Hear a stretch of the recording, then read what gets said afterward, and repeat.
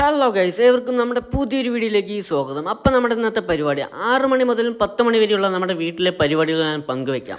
ആദ്യത്തെ പരിപാടി എന്ന് പറയുന്നത് എൻ്റെ മോൻ സെയിനിനെ ഉറക്കണം, അല്ലെങ്കിൽ അവൻ ഇവിടെ കലാപമാക്കും. നെക്സ്റ്റ് പരിപാടി ഫസി അലക്കി കൊണ്ടുവന്ന ഡ്രസ്സ് മേലത്തെ റൂമിൽ കൊണ്ടുപോയി വിരിക്കണം.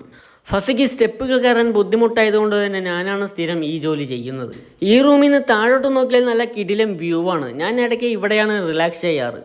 അങ്ങനെ നമ്മുടെ സെയിനിൻ്റെ ഡ്രസ്സും വിരിച്ചിട്ട് ഫസി കുളിക്കാൻ പോയ ഗ്യാപ്പിൽ ഞാൻ പെസ്സ് കളിക്കുകയാണ്. അങ്ങനെ പെസ്സ് കളിച്ച് തോറ്റ നിരാശയിൽ ഞാൻ നേരെ കുളിക്കാൻ പോയി.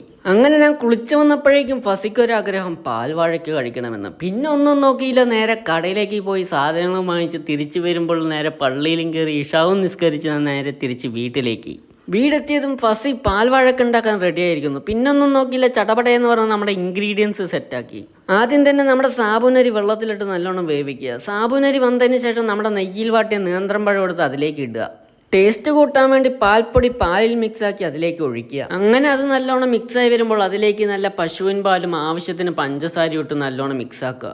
ആകെ കുടുങ്ങിയല്ലോ പടച്ചോനെ എന്ന് പറഞ്ഞ ഫസിൻ്റെ നോട്ടം കണ്ടോ? അത് കാണുമ്പോൾ എനിക്കൊരു ആനന്ദം.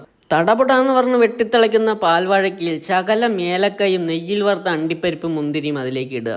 അപ്പം നമ്മുടെ കിടിലോസ്കി പാൽവാഴയ്ക്ക് റെഡി ആയിട്ടുണ്ട്. ഇനി നിങ്ങൾ കഴിക്കട്ടെ.